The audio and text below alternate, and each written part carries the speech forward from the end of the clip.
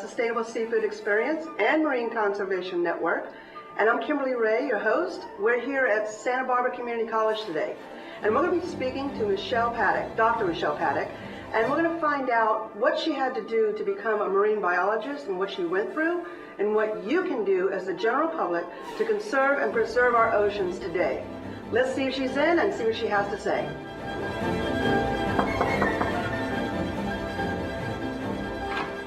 Hello. Hi, Michelle. You have a minute? Yeah. Great. Hi, Michelle. Thank you for sitting down with us today, taking some time out of your schedule.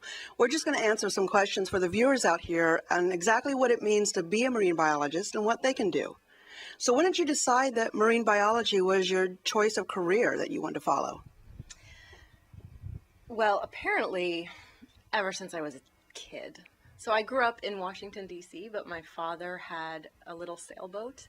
And so every weekend we would go to the Chesapeake Bay and sail, or not sail. Sometimes he would make me dive under the boat and get the barnacles off the propeller in the hull. And so I had a really early introduction to marine life. And even though that bay was murky and full of jellyfish, it was fascinating to me. And I just fell in love with it. And we had these precious 2 weeks a year at the seashore in Delaware as our summer vacation, and just being able to walk on the dunes and be in the waves, it was just like love that was there for me. Yeah, that's one of all the exciting life that's under the water that we don't know anything about. What was your first paying job as a marine biologist? My first paid job actually was right after I finished my undergraduate. So I transferred into UC Santa Cruz from the East Coast. And when I was an undergrad, I fell in love with fish and found a master's student who was studying fish for his master's project and needed some help with his project. And I volunteered to dive for him. And on the first day that I went out with him, he was diving with California Department of Fish and Game, collaborating with them. And so I was on this boat, totally intimidated, a bunch of guys, these big guys holding spear guns. I had never speared anything, killed anything, except for maybe an ant, and these guys were laughing at me and saying, well, we're going to, catch these fish, and they're only this big, and there's 4 species, but they all look exactly alike, and here's how you tell the difference, and have you ever held a spear? And I was like, no. And they handed me this special spear gun designed to kill tiny little fish, but keep them relatively intact. I went underwater, came up 60 minutes later with a bag of exactly what they wanted, handed it to the guy, and I was still in the water, and he said, what day do you graduate? Good for you. That makes us all want to really shoot for that star. That's wonderful. Yeah, so that was a really awesome experience because it gave me that. So I literally did get hired the day after I finished. Obviously, it had happened in my senior year, and I worked as a technician and got introduced to using computers because back then they weren't as popular as right? And so I learned how to do databases, collected all the field data, did all the data entry, vetted, wrote reports. So it was an amazing experience. Wow, that's fantastic. So how did you end up becoming a tenured here at SBCC? So I was really uncertain if I wanted to do a PhD at all. But I finally did, and so I did a lot of things in between, and some of the things that I did were teaching-based.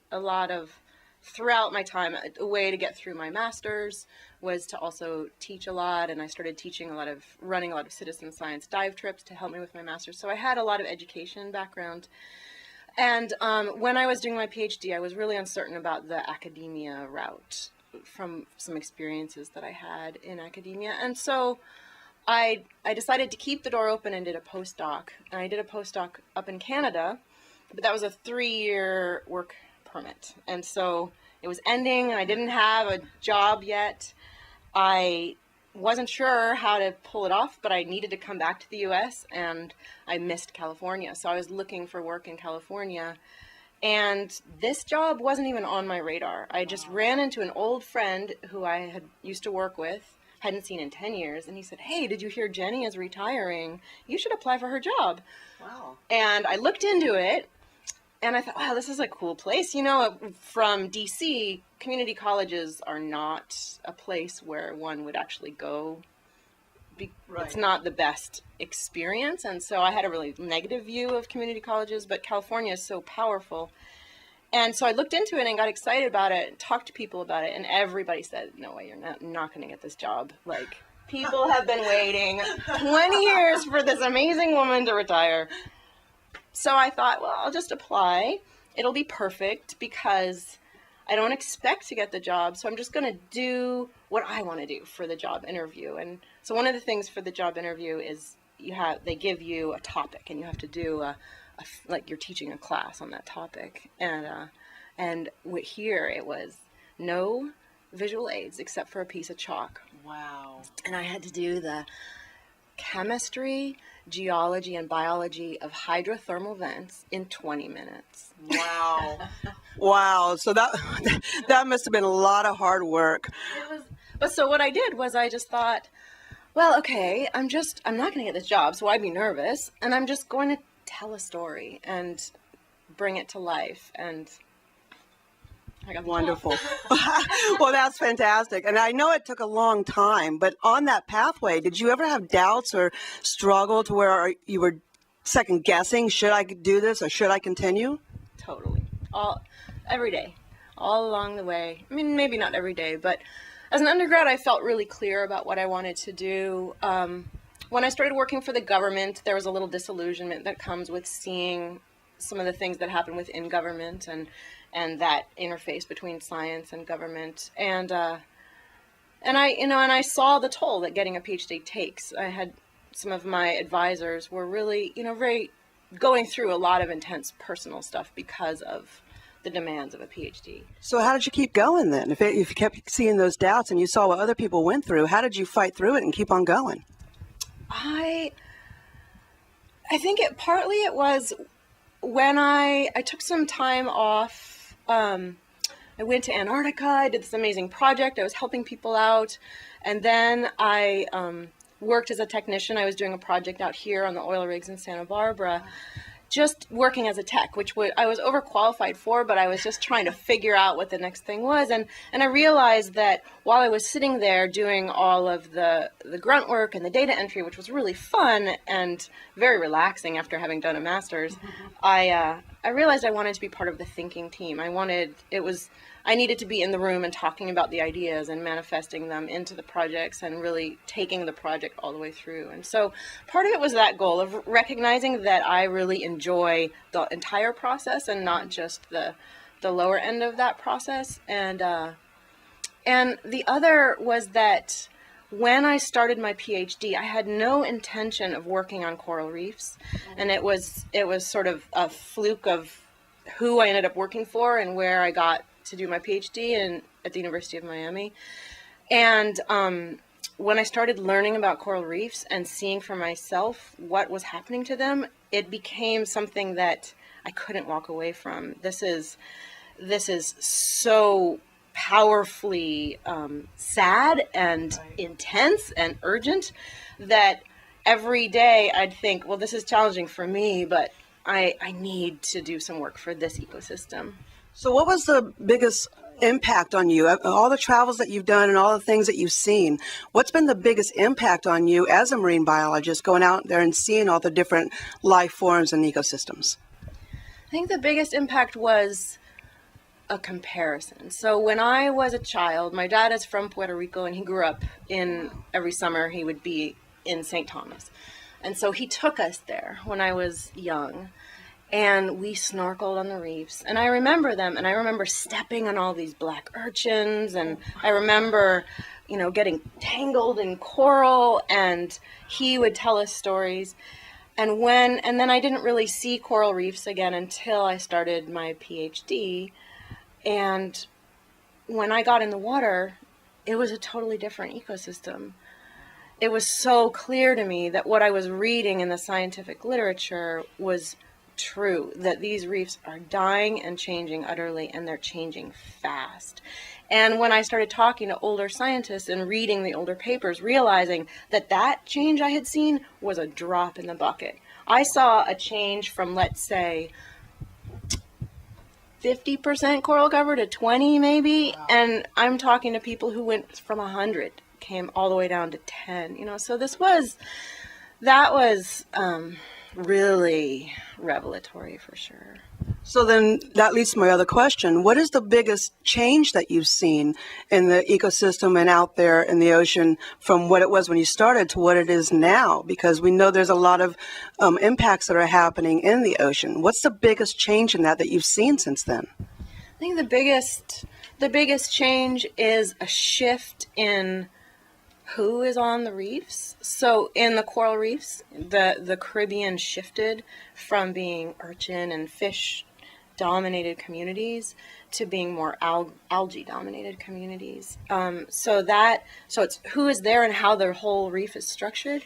In the kelp forests, my memory of them, having started doing all my diving here in California, was just fish everywhere. You could barely see the kelp for the fish.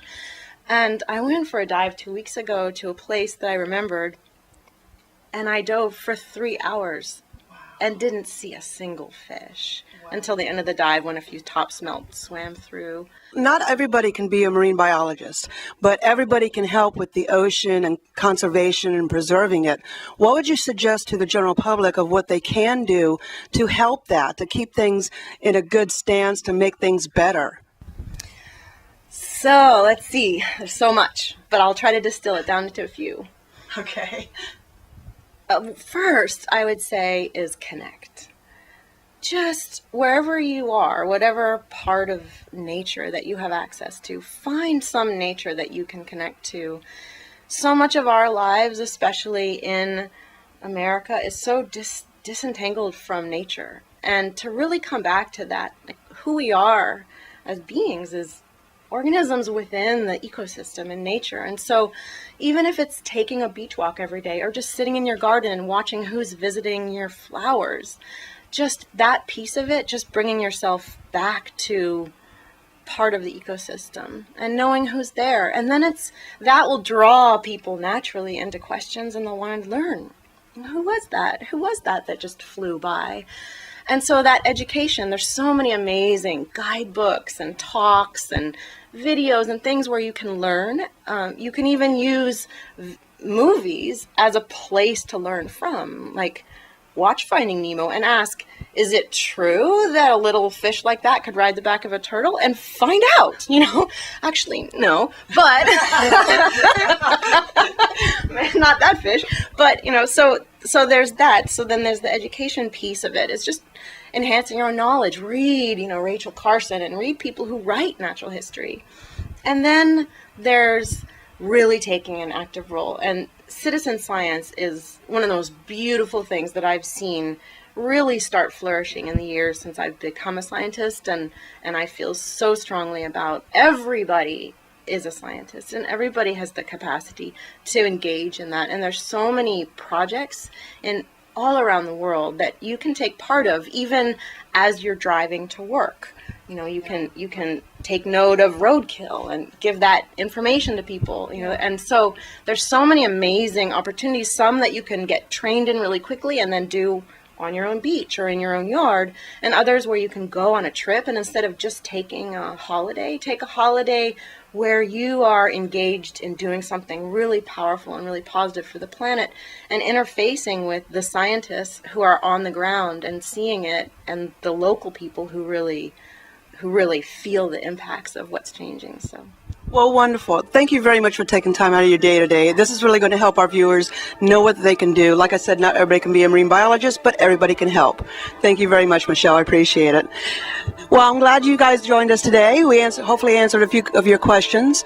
I'm Kimberly Ray with Sustainable Seafood Experience and Marine Conservation Network. And remember, we're here to make a difference.